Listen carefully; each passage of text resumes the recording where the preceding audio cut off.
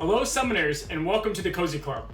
If you haven't been here before, my name's Cozy Gamer, and today we're going to look at how to clear every tower within the Tower of Endurance mode and look strategically to use what characters, spells, and strategies to clear them and get you that blue fairy magic as early as possible. And yes, even Tower 5.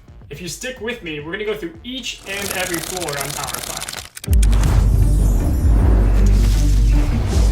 Now, Tower of Endurance was designed to really put your roster to the test. But if you follow this guide, it should help you out and you should be able to beat these towers a lot earlier than you should have. Now, we're going to skip Tower 1 today, but if you click on the video on screen now, I walk you through the basics of Tower of Endurance. And in my beginner's guide, I really give you some basic tips and tricks to get you through that first tower. Now, let's cover some basics for today. All the damage that's done to your characters, you're going to keep, and all the damage you do to enemies, they're going to keep. You're going to want to learn how to reset. What I mean by that is if you forfeit the battle, no matter where you're at, you can go ahead and restart as if there was no progress done. Now, why this is important is that the enemies can start out with random speed meters. It's completely random. As you can see here, you get a big advantage in this battle and not so much in this battle. You're gonna really need to use this tactic as you get past Tower 3 and moving forward, and on Tower 5, you're probably gonna be smashing forfeit so much you're gonna go insane. Once you beat a tower, you can't go back and ever play that tower again. So enjoy it while it lasts. For the most part, you're gonna wanna move on to that next tower. Now, you can always clear a tower earlier than you're supposed to, and if you have these spells on screen, it's gonna really help you out a lot more. And obviously, if you have some A to S tier characters, it's going to help you clear through that tower even more. Now that we've looked at the spells, let's go ahead and jump into Tower 2. Now, Tower 2 is your real first test. You're going to have to use downtown heroes, but luckily you unlock a lot in the early game. I would unlock Big Bad Wolf early, Syndrome. Both of those are early access in the Villains campaign. And also, you're going to want to unlock the Doctor as soon as you can. The Doctor makes towers significantly easier. You can also use Mickey, Shan Yu, and Aladdin, the basic kingdom team, to kind of get you through Tower 2 early, and it helps you on Tower 3 as well. Buzz is great because crowd control is really important in towers, and you're going to want to be able to stop enemies from hitting you so you keep as much health as possible moving into the next floor. When you finally beat Tower 2, you're going to unlock the spell Boom, which will unlock in the exchange store for the spells, and you'll be able to move on to Tower 3. You're going to want to move on to Tower 3 because you get the exact same amount of shards no matter if you barely complete Tower or if you completely beat Tower 2. Alright, now moving on to Tower 3. Now, a lot of you are probably here for Tower 3. It's your first barricade, your first blockade of going through Tower of Endurance, and man, does it make you crazy. Now, if you've watched my previous videos, you know I'm going to recommend getting Captain Jack Sparrow very early and put a lot of gear into him. It's not so bad getting him to maybe tier 5, and Ariel needs to be at least tier 4 minimum to be able to get through Tower 3 successfully.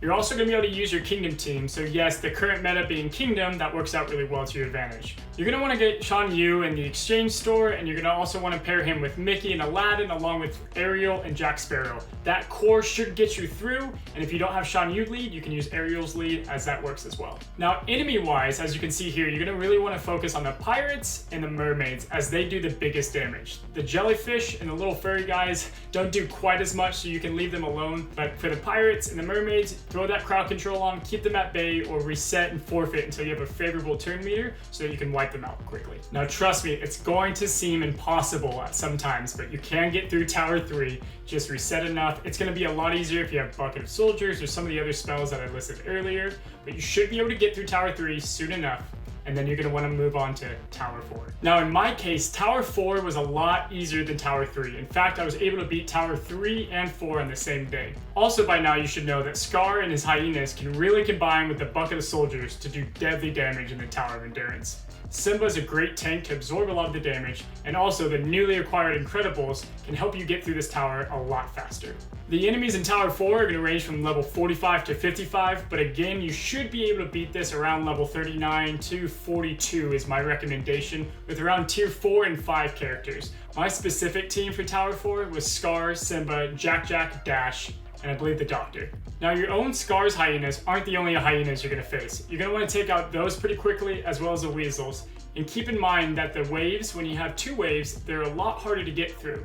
Those are going to take some extra patience and just keep working at it. Here's going to be a big tip that we're going to use in Tower 5 a ton. The Doctor's passive, every single time that someone dies, doesn't matter if it's an enemy or a friendly character, you're going to heal up your team. Now, if you use Peter Pan's Shadow, What else is going to happen is you're going to get double the passives and double the heals. All right, so we've beaten Tower 2, 3, and 4, and now we're on the biggest barricade that's going to hold you up for a while, and that's the beast, the legend, Tower 5. Now, Tower 5 is a beast, and it's not for those with a weak stomach. I teamed up with my fellow guild member, Ludgate, and he came up with a strategy to be able to best get through Tower 5. Thank you, Ludgate. Now, you're probably not going to clear this, and when I mean probably, most definitely, you're not going to clear this your first time going through. It's going to take a really solid character list. You're going to have around level 55 characters. You can go lower, but that means more RNG. All right, now, so for Tower 5, I recommend definitely you're going to have the Doctor. Scar is highly recommended to use his hyenas with the bucket of soldiers and other things like that, and that's more deaths happening to heal you up more. You're going to want some incredible action going on, and also these spells are going to be highly recommended. You're going to be using wilds, mythical, oceanic, and kingdom characters here.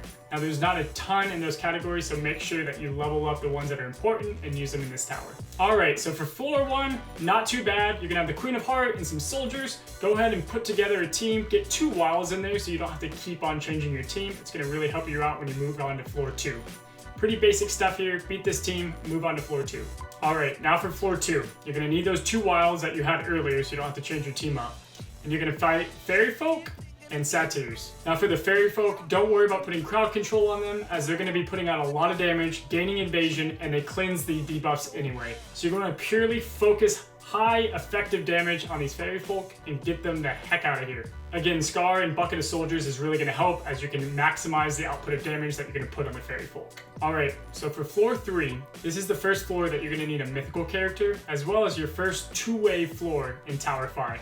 And goodness, 2-wave floors are hard on Tower 5. Now you're going to want to go ahead and target those ghosts first, and then go ahead and finish off the rest of the enemies. Make sure you save your AoE for wave 2 if possible. Always try to save up those spells and AoE for wave 2, because you're going to want to go in there guns a-blazing and take them out before they do a lot of damage to your team. So as you've already noticed, you're going to have to keep on switching up your team. So as we get to the 4th floor, you're going to have to add an oceanic character. Now if you didn't like Fairy Folk before, you're going to have to fight 6 of them. So it's more important than ever to use Doctor and Peter Pan's Shadow to really take advantage of that, all the heals, and get your squad through this phase. Luckily, we already leveled up Ariel and Captain Jack Sparrow for Tower 3, but you're going to need some oceanic characters in this one.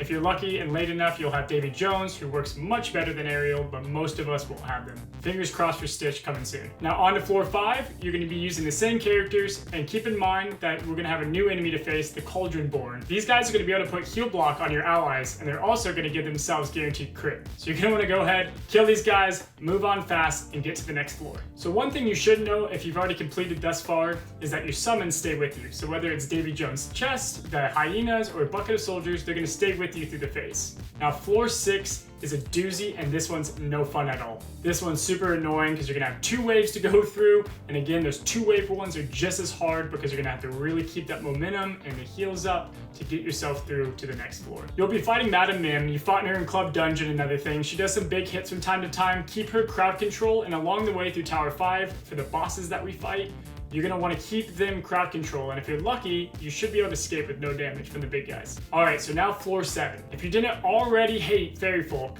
I can promise you, you're going to hate them now. This floor is very tough, a little bit annoying, and it's a big grind fest. Make sure you use that reset button and get that favorable matchup so you can clear them easily. Make sure you keep on using that Doctor like we talked about. You're going to want to have a tier 6 Doctor because, again, you're going to need all the health you can get to carry on through the next phases. Alright, we're more than halfway. You're on floor 8. Now in floor 8, we're going to be facing some Cobras. We're going to have regular Cobras and the Guardian Cobras. The Guardian Cobras have a little bit of a shine to them, and they can also taunt, so keep in mind for that. If you need to sacrifice a Kingdom character or 2, it's okay, as you're not going to be able to use them on later floors, so go ahead and make sure that you move on, even if you lose Shan Yu or some of the more important ones. So if you're still with me, we're on floor 9, and we're going to go ahead and fight Jafar and those same Cobras that we fought last time. If you go into the battle right, meaning you forfeited a lot, you're going to have a good turn meter, and you should be able to escape without getting hit too much. You'll be able to control Jafar easy with crowd control and kind of keep everybody on lockdown with those CCs, stuns, and charms. Now floor 10, this is the last one with only 1 wave. Buckle up, we're on the last lap. Let's go ahead and get through this. There's only 13 floors, we're almost there. You're going to be using 2 wilds, mythical, and kingdom characters. Make sure you keep those mythical characters' health way up because you're going to need to utilize them for the last few floors, and if you don't have mythicals, you can't move forward. Now given that there's not a lot of them, you're gonna wanna make sure you end the match with their health pretty high. All right, so now floor 11. Now I know it says you can use kingdom characters here, you can't. You can't use your meta characters here, and that's gonna make it a little bit tougher.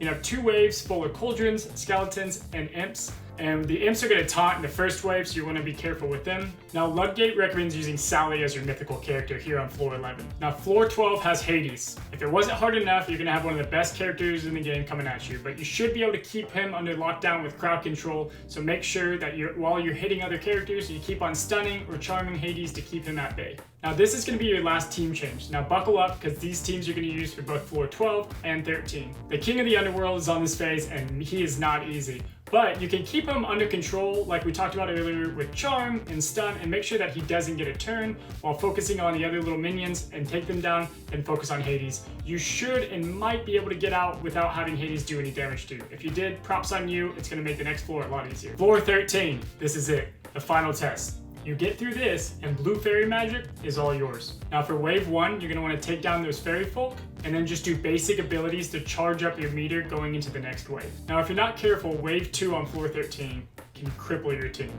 You're going to want to take out those fairy folk very quickly, because again, they can do a triple attack that does 50% damage to max characters. So you're really going to want to make sure you get through this as quickly as possible. You should have your abilities up and ready to use, and we're going to move on to the last wave, the last floor.